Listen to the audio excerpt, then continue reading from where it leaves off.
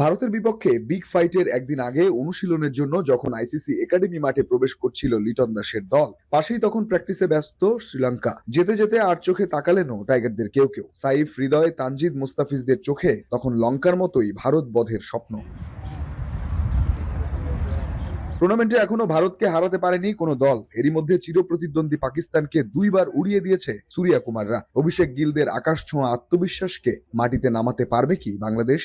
Every team have the ability to beat India. প্রতিটি দলেরই ভারতকে হারানোর সামর্থ্য আছে। খেলাটা নির্দিষ্ট দিনে হয়। ভারত ইতোমধ্যে কি করলো সেটা বিবেচ্য নয়, বুধবার 3.5 ঘন্টা সময়ের মধ্যে কি হবে সেটাই আসল। আমরা চেষ্টা করব আমাদের সেরা ক্রিকেট খেলতে, আমরা চেষ্টা করব তাদের ভুল করাতে, এভাবেই জিততে পারি। So that's the way you win games. বড় ম্যাচের আগে অনুশীলনে লিটন দাসের সাইড স্ট্রেইনে টান লাগাটা কিছুটা ভাবালেও দলের সাথে থাকা চিকিৎসক বলেছেন লিটন প্রস্তুত মাঠে নামতে। একাদশে শরীফুল ও শেখ মেহেদীর জায়গায় ফিরতে পারেন তানজিম সাকিব ও রিশাদ হোসেন। তবে টাইগার কোচ সিমন্সের মতে সবচেয়ে বড় শক্তি বিশ্বাস আর momentum. Every game has a hype. অবশ্যই বিশ্বাস থাকতে হবে। আমরা নিজেদের মধ্যে বসেছি, আমাদের মধ্যে যথেষ্ট বিশ্বাস আছে যে আমাদের সুযোগ আছে। আমরা যদি মোমেন্টাম পাই সেটা ধরে সুযোগ কাজে লাগাবো। আমরা ভারতের বিপক্ষে জেতার সুযোগ পাবো। Enjoyed the moment and দুবাইয়ের উইকেটে বরুণ, আকসার, কুলদীপদের সামলানো সহজ হবে না। বাড়তি চ্যালেঞ্জ হিসেবে থাকছে এই স্টেডিয়ামের রিং লাইট। অনুশীলনে বাংলাদেশ দলের বাড়তি নজর ক্যাচ কিংবা ফিল্ডিং প্র্যাকটিস। যে 4টা ম্যাচ এখন পর্যন্ত এশিয়া কাপে বাংলাদেশ দল খেলেছে, ভারত ম্যাচের আগে সেই 4টা ম্যাচে 17 ক্যাচের মধ্যে 7টি ফেলে দিয়েছে টিম টাইগার্স। এফিসিয়েন্সিটা 80%-এরও কম। সুতরাং প্রতিপক্ষ যেহেতু ভারত, শুধুমাত্র ব্যাটে বলে নয়, ফিল্ডিং ডিপার্টমেন্টেও দিতে হবে নিজেদের সেরাটা। রঞ্জন শান্ত, যমুনা স্পোর্টস, দুবাই, সংযুক্ত আরব আমিরাত। রঞ্জন শান্ত আমাদের সহকর্মী দুবাইতে আছেন এবং রিং অফ ফায়ারের সামনে থেকে তিনি একটা পিটিসি দিচ্ছিলেন, সেটা আমরা দেখতে পাচ্ছিলাম। আমাদের সহকর্মী রঞ্জন শান্ত ঠিক এই মুহূর্তে আমাদের সঙ্গে যুক্ত হচ্ছেন, লাইভে সরাসরি যুক্ত হচ্ছেন। রঞ্জন, আমি প্রথমত যে বিষয়টা নিয়ে কথা বলতে চাই সেটা হচ্ছে ক্যাচ মিসের জায়গাটা। আপনি বলেছিলেন যে 17টার মধ্যে 7টাই ক্যাচ ড্রপ করেছেন, সেরকম একটা পরিসংখ্যান আপনি দিচ্ছিলেন।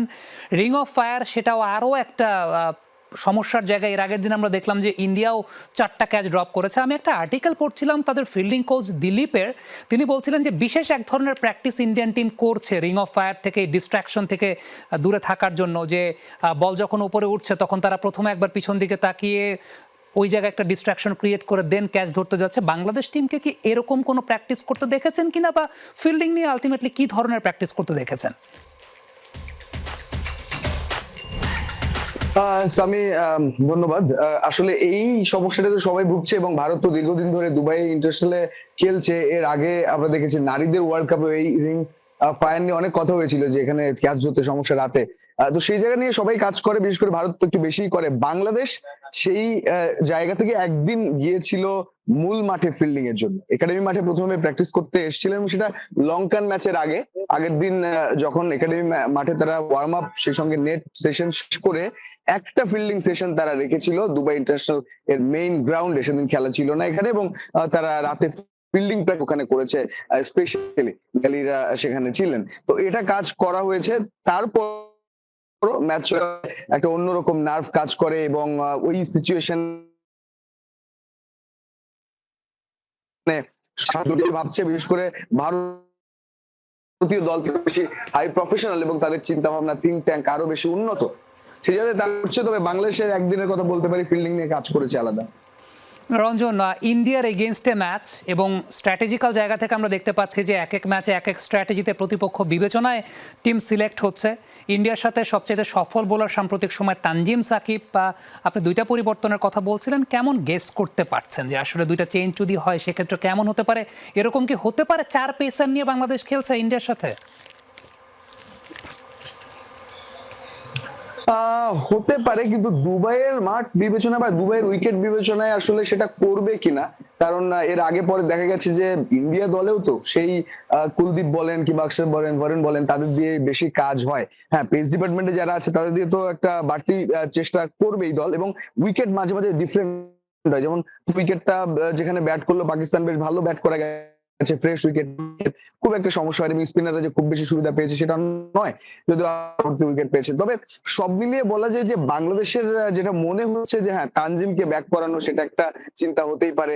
ও সেক্ষেত্রে তাসকিন, মুস্তাফিজ, তানজিম, 3 পেসার, রিশাদকে যদি নেওয়া হয়, স্পিন ডিপার্টমেন্টটাকে একেবারেই এলোমেলো না করার সম্ভাবনাও দেখছি আমি। 3 পেসার নিয়ে বাংলাদেশ নামলে তো সেটা ঠিকঠাকই মনে হবে। তবে 4 পেসার নিলে একটু অবাক হবো, তাহলে টেকটিক্যাল মুভমেন্ট হয়তো থাকবে অন্যরকম। ভারতের অপরদিকে যদি বলেন, তারা লাস্ট ম্যাচটা পাকিস্তান ম্যাচটায় সবাইকে আবার ব্যাক করেছে, তার আগের ম্যাচটায় বরুণকে বিশ্রাম দিয়েছিল, ইনফ্যাক্ট বুমরাকেও বিশ্রাম দিয়েছিল।